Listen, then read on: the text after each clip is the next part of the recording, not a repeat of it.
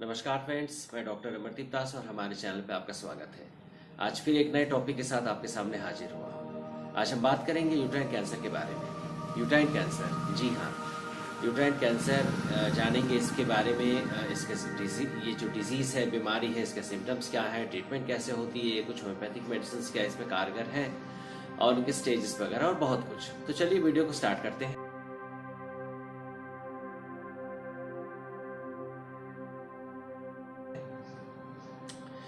Uterine cancer, तो पहले हम जानेंगे कि यूट्रस क्या है। यूट्रस यानी बच्चादानी जिसे कहते हैं हिंदी में। तो यूट्रस फीमेल बॉडी के वो पार्ट है जिसमें प्रेगनेंसी डेवलप करती है और बेबी इसी में जो है डेवलप करता है, ग्रो करता है। नेक्स्ट आता है इंडोमेट्रियम। इंडोमेट्रियम क्या है? इंडोमेट्रियम यूट्रस के इनर लाइनिंग कहलाती है और मेंस्ट्रुएशन के समय इसी में चेंजेस आते हैं। तो अब यूट्राइन कैंसर क्या होता है? Uterine cancer actually endometrial cancer को ही कहा जाता है, जो कि लगभग 90% केसेस में इंडोमेट्रियल कैंसर होते हैं और इसी यूट्रस कैंसर को इंडोमेट्रियल कैंसर इसलिए कहा जाता है। नेक्स्ट इसमें और एक तरह का आते हैं यूट्राइन सर्कोमा, जो कि बहुत रेयर होता है। तो यूट्राइन कैंसर यानी इंडोमेट्रियल कैंसर भी इसे आप कह सकते हैं।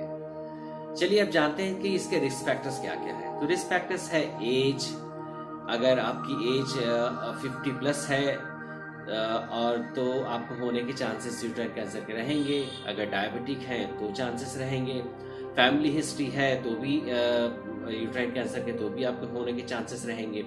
डायबिटीज़ है, ओबेसिटी है, ओवेरियन डिजीज़ है तो भी आपको जो है यूट्राइन कैंसर हो सकता है।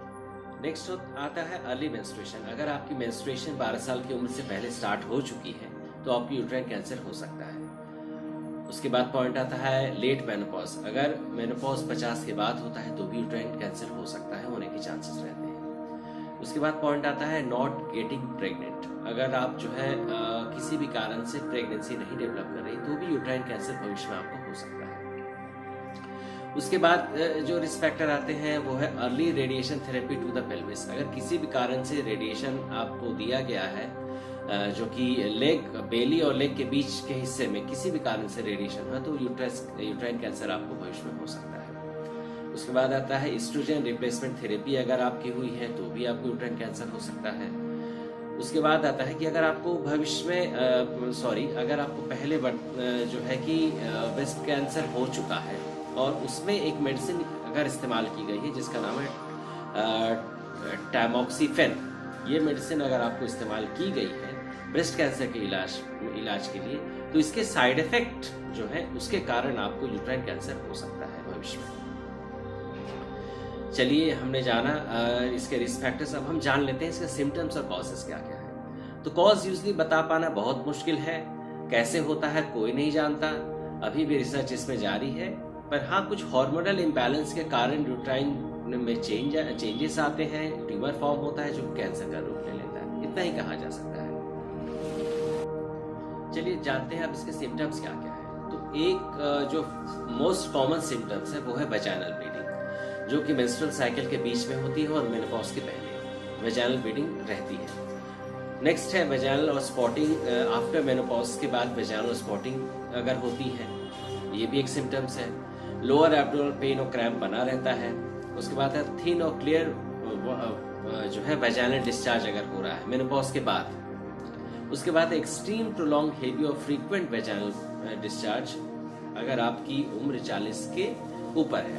अगर किसी भी तरह का डिस्चार्ज जो है कंटिन्यू है बहुत दिन से तो भी जो है ये भी एक सिम्टम्स के तौर पे हम देखते हैं। चलिए सिम्टम्स तो हमने जाना, अब इसकी डायग्नोसिस कैसे करेंगे।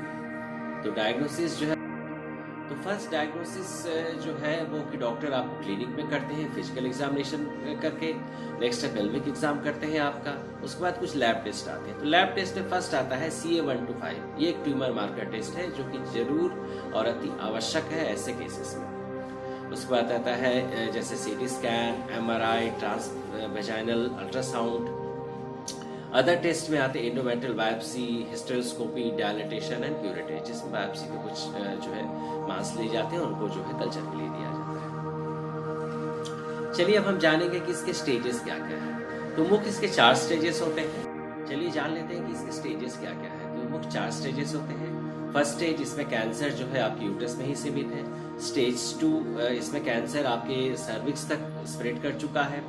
स्टेज 3, इसमें कैंसर आपके वेजाइना, लिम्फ नोड और बाद बाकी जो है निचले पार्ट्स में स्प्रेड कर चुका है। स्टेज 4, इसमें कैंसर आपके ब्लैडर और अदर ऑर्गन्स पे स्प्रेड कर गया है।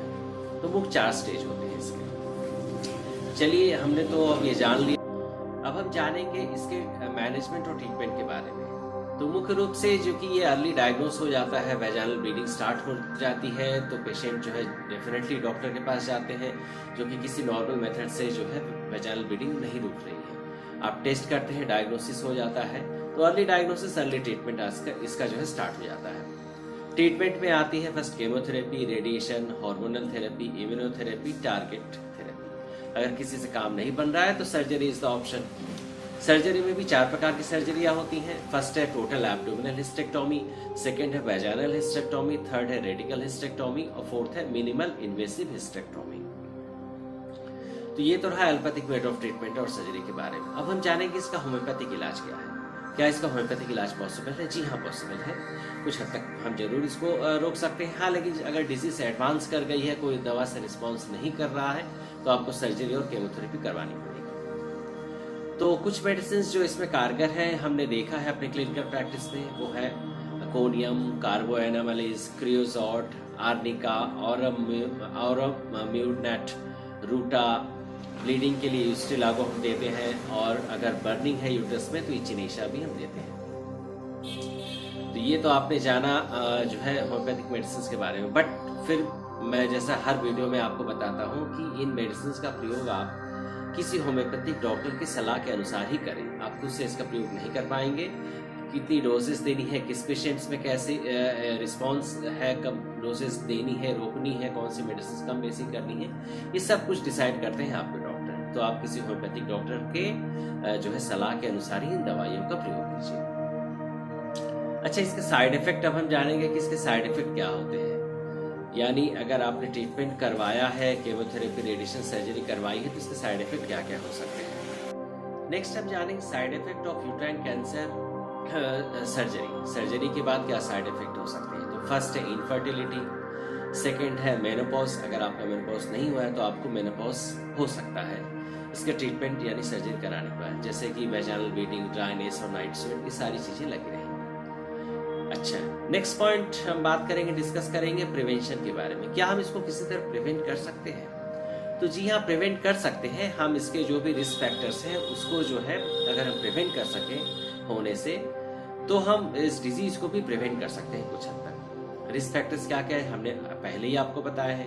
कुछ मुख्य रिस्क फैक्टर्स जो है इसमें कारगर है, जैसे डायबिटीज है, ओबेसिटी है, और अगर आप कोई कॉन्ट्रासेप्टिव पिल्स ले रहे हैं तो आप अपने डॉक्टर से जरूर बात कीजिए, क्योंकि इसके साइड इफेक्ट के कारण भी यूट्राइन कैंसर होने के चांसेस रहते हैं, देखा गया है ऐसे क्लिनिकल प्रैक्टिस में। अच्छा, नेक्स्ट हम जानेंगे कि इसके सर्वाइवल रेट क्या है। तो सर्वाइवल रेट इसके जो है 81 to 95% माने गए हैं, क्योंकि जो है कि डिसीज अर्ली डायग्नोसिस हो जाती है, वेजाइनल ब्लीडिंग स्टार्ट हो जाती है, पेशेंट डॉक्टर के पास जाते हैं जो कि टेस्ट वगैरह करवाते हैं, और उसके बाद जो है डिजीज का ट्रीटमेंट जो है स्टार्ट हो जाता है। तो ये तो रहा यूट्राइन कैंसर के बारे में। अगर आप इससे संबंधित और कुछ जानना चाहते हैं, मुझसे बात करना चाहते हैं, या और किसी पॉइंट पे आप डिस्कस करना चाहते हैं, तो आप मुझको जरूर ईमेल कीजिए। मेरा ईमेल एड्रेस है dr.amartwpliv@yahoo.com। Thank you for watching the video. नमस्कार।